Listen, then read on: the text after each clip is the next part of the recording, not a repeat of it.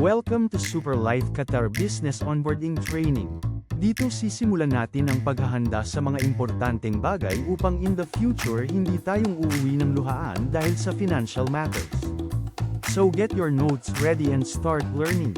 Congratulations in advance for being here. Watch this 20-minute video. It will change your life.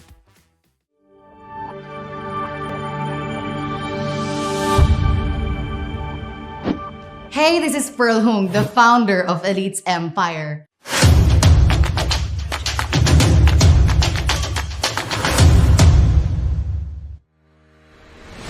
So, ang tanong, saan kadalasan nilalagay ng tao ang pera nila? Usually, ang sagot sa bangko. Pero alam mo ba, may tinatawag tayong inflation rate. Or ito yung pagbawas ng value ng pera ng tao. At ang inflation rate sa Pilipinas ay umabot po ng 7% just this year. So, ibig sabihin, nabawasan na pala yung savings mo ng 7%.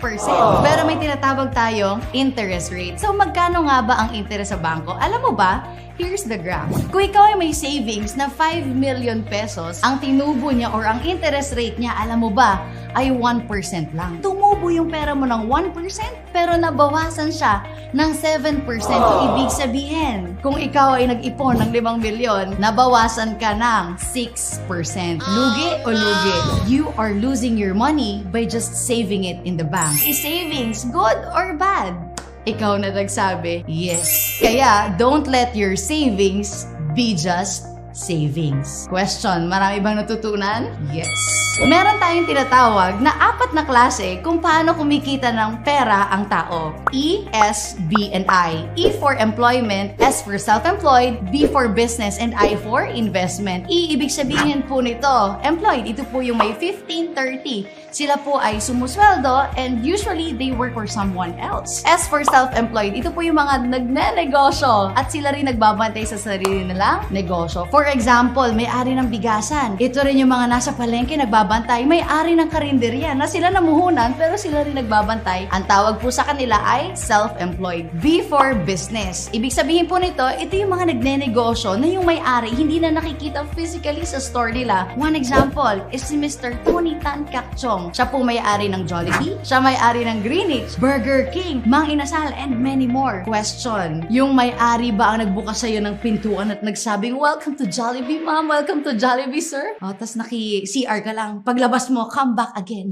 Siya ba yung nagganon sa'yo? Hindi na. Pero question, kumita ba siya? Yes. Diba? So, ang ibig sabihin, yun pala ang real business as per Robert Kiyosaki. Now, may tinatawag tayong I or investment. Ito yung naglalagay ka na lang ng pera at tumutubo na lang siya. Alam niyo ba that 95% of the people, they choose employment and self-employment. Only 5% lang ang pumipili ng business and investment. At alam niyo ba, pag lahat daw ng pera sa mundo ay pinagsama-sama mo, only 5% of that money ay pinaghahatian ng 95% of the population. And the rest, 95% ng money ang nag-e-enjoy po is the 5% of the population. Ibig sabihin, kakaunti pinaghahatian ng marami. At yung marami, ine-enjoy ng kaunti. Question, saan mo gusto makihati? Sa 95% or sa 5%? Of course, gusto mong makihati sa 95% ng kayamanan. But ang tanong, Pearl Hung, ang sinabi sa akin ng mga magulang ko, anak, mag-aral ka na mabuti para pag-graduate mo makahanap ka na magandang, trabaho.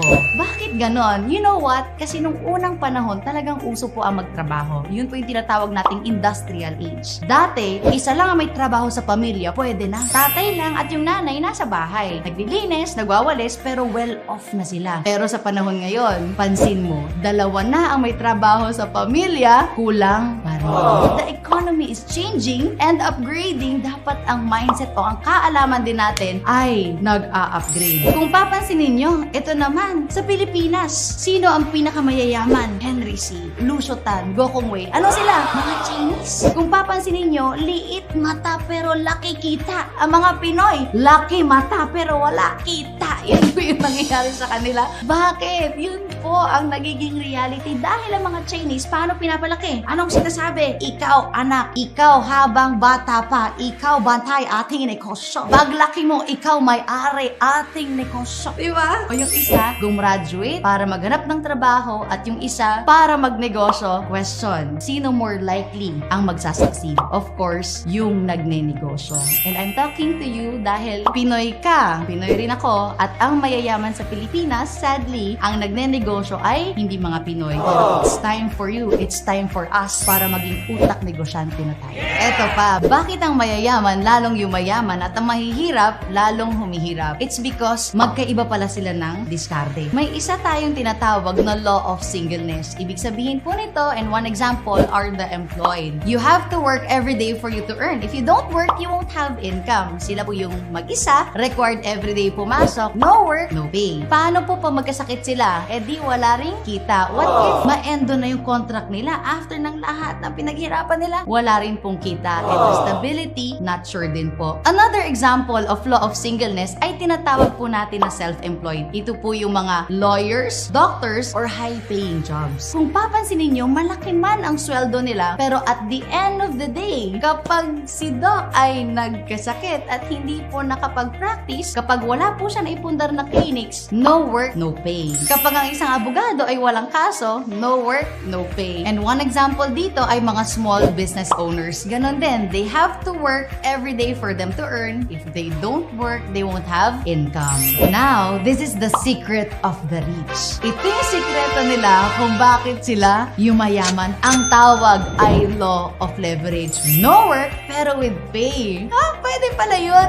Yes, at marami nakakagawa at ngayon, it's for you to find out. Kaya napakaswerte mo na pinapanood mo tong video na to. Ano nga ba ang law of leverage? One example, tignan natin si Mr. Lusutan. Alam mo ba, mag-isa lang siya pero nag-leverage siya or nagparami siya ng negosyo. Siya po may-ari ng Fortune Tobacco. Siya po may-ari ng Foremost Farm in Davao. Asia Brewery, kanya din. Eaton Group of Companies, sa kanya rin. Philippine National Bank, kanya rin. Malls in China and Hawaii. Allied Banking Corporation, Century Park. At ang paborito mong Tanduay, kanya rin po yan. Ibig sabihin, si Lusutan mag-isa pero nagparami siya ng business niya. Pangalawang dumami sa kanya is the people working under him. Alam mo ba na si Lusutan ay may 40,000 plus employees who will work, imagine who will work 8 hours a day. So si Lusutan, dahil sa sistema na na-build niya, ay may 320,000 hours a day.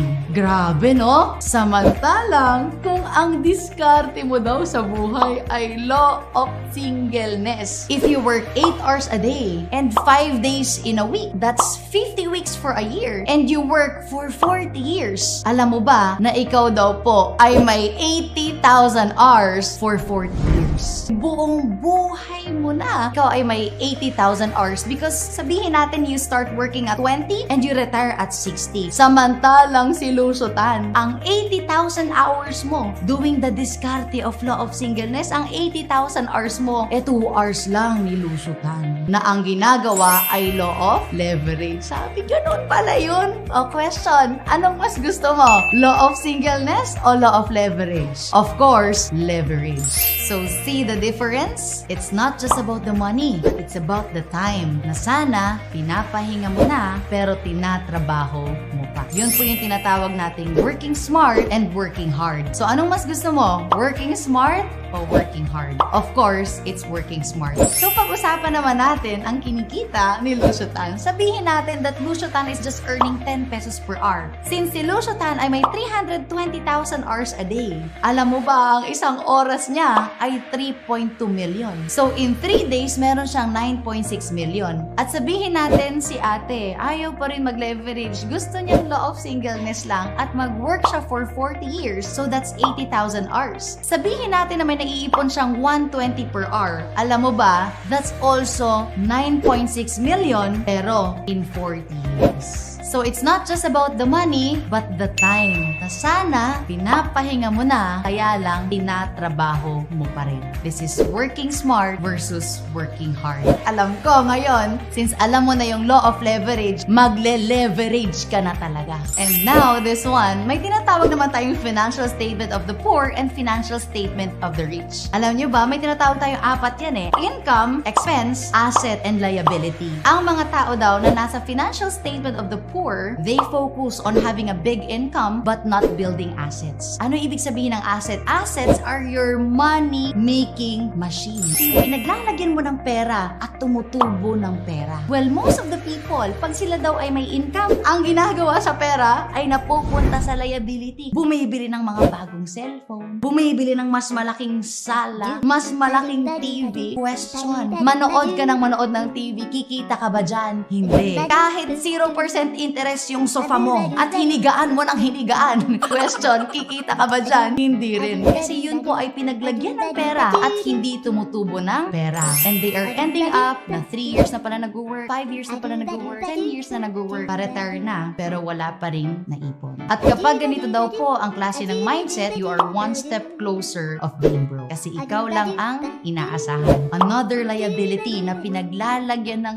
tao ng pera nila, more likely ng Pilipino, is yung bahay. Alam mo ba, sabi ni Robert Kiyosaki, that if your house is your biggest investment, your life is in trouble. Bakit? Pansinin mo, ang mga Pilipino, ang lalaki ng bahay, pero ang liit, ang cute ng negosyo sa sari-sari store. Pero ang mga Chinese, ang lalaki ng negosyo, ang liliit ng bahay. Why? Alam nila na negosyo talaga at asset talaga ang pinaglalagyan ng pera. And sadly, there's a lot of OFWs na na-meet ko na pag-uwi ng Pilipinas, walang naipundar at kailangan umasa sa anak dahil ang kanilang pera na naipundar napunta lahat sa bahay. Kaya this is a blessing na nalaman mo tong video na to. And as for Robert Kiyosaki, ang mga tao daw po mostly ay natatrap sa rat race cycle. Ito po ang cycle na nangyayari. So from work, merong income. After ng income, syempre may mga expenses. No? After expenses, pag medyo may natira na uuwi sa lifestyle. So after lifestyle, no savings. After ng no savings, what if magkaroon na emergency? Nauuwi po sa utang. At para mabayaran yung utang, kailangan ulit mag-work, sweldo, gastos, utang, work, sweldo, gastos, utang. Before they know it, 10 years na pala nag-work, 20 years na pala nag-work, na hindi na lang nila namamalayan na na-trap na pala sila sa cycle. At alam mo ba, ito po yung gusto kong ipabaon sa'yo, that loans can be a privilege or a trap. At ito ay magiging privilege if you know na ilalagay siya sa asset. And it's a trap kapag ilalagay lang siya sa liabilities. Congratulations! Kasi alam mo na ngayon at matalino ka na sa finances mo. Now we go to the financial statement of the rich. Or paano ba yung mayaman ang mga tao? Ano ang roadmap nila? Sila po, they focus on building assets, not just on having a big income. Yun din po yung nangyayari. Pag may extra silang pera, nilalagay po sa asset. Or tinatawag nating money-making machine. Tignan mo ha, pag nilagay mo sa asset ang iyong pera at nag-generate ng income, question, ilan na ang magiging source of income mo? Eh di dalawa na. Pag mas malaki na yung income mo, o ilagay mo ulit sa asset, magiging 3 na yung source of income mo, hanggang maging 4 na, maging 5, hanggang marami na. And time will come na mas malaki na ang kinikita ng asset mo than of your expense. At sabi nila, pag maliit at kumot, matutong mamalukto. Pero para sa akin, bakit hindi ka na lang magsipag para makabili ka ng mas malaking kumot na kasyang-kasya ka, pati pamilya mo? So, imbis na ang pinapaliit ay yung expenses, ang pinapalaki mo dapat ay yung pumapasok na income. So, ganyan po mag-isip ang mga taong nasa financial statement of the rich. Invest on money-generating leverage asset. Now, ang tanong, what if may ipon ako? Pearl Hung, anong gagawin ko? O ito, kung ikaw ay magta-traditional business at may ipon ka, sabihin natin 20,000, ang pwede mong itayo ay barbecuehan. Kung ikaw naman ay may 50,000, pwede ka magtayo sari-sari store. Kung ikaw naman ay may 100,000, pwede ka magtayo ng small franchise. 300,000, siguro mga internet shop. 500,000, water refilling station. Pero kung ikaw ay may 50 million pesos, pwede ka pong magtayo ng Jollibee. Pero ang question ko, again, where is the leverage business here? Sa lahat ng choices, it is Jollibee. Ang question ko sa'yo ngayon, may 50 million ka ba? At kung ikaw ay wala masyadong malaking puhunan, alam mo ba, sabi ni Jim Rohn, which is the mentor of all mentors ngayon sa buong mundo, sabi niya, network marketing is the big wave of the future. It's taking the place of franchising, which now requires too much capital for an average person. Ibig sabihin, siya mismo nagsasabi that this is like franchising, pero hindi mo kailangan ng malaking kapital. Ito pa. Ang sabi ni Tony Robbins that what's beautiful about network marketing is you've got all the benefits of being an owner, but you do not have to worry about the supply chain. You don't have to worry about the accounting, especially in the world today. There are really some great network marketing companies. Network marketing is amazing. Idol ko to si Anthony Robbins. Siya mismo sinasabi na mag-network marketing ka. Also, Robert Kiyosaki, pag nakikita mo yung National Bookstore, mga bookstore, #1 best-selling when it comes to finances, when it comes to business advice. Robert Kiyosaki, alam mo sabi niya, if I had to do it all over again, rather than build an old-style type of business, I would have started building a network marketing business. Itong mga taong to, great personalities, are really telling you to do network marketing. At alam mo ba, sa Pilipinas, it's already a unit course in LaSalle and a 4-year course in Chicago, Illinois. Nowadays, people are very open and very aware that network marketing is the best business that they can do. Pero disclaimer, hindi lahat ng network marketing okay. Kaya ako naging matalino. Kasi sabi ko, bakit itong mga great personalities, they're building up network marketing. So sabi ko, it's for me to find out. Nag-research ako, talagang mas na-in-love ako nung nalaman ko yung industry. When you study the industry, we have no difference between the modern business we have in this generation. Alam mo tong mga to. Example, Grab, Facebook, Alibaba, Airbnb, Spotify, and Instagram. Take a look at this. Grab is the world's largest taxi vehicle company, but they don't own any taxis at all. Pero sino yung pinakamayaman doon? Facebook is the world's most popular media content provider, but they create no contents at all. Alibaba is the world's most valuable retail industry, but they don't have any inventory. Airbnb is the world's largest accommodation provider, but they don't own any real estate. Mas mayaman pa yung may-ari ng Airbnb than most of the businesses na hotels na decades nang nakatayo. Spotify is the world's most popular music service, but they don't own any music rights.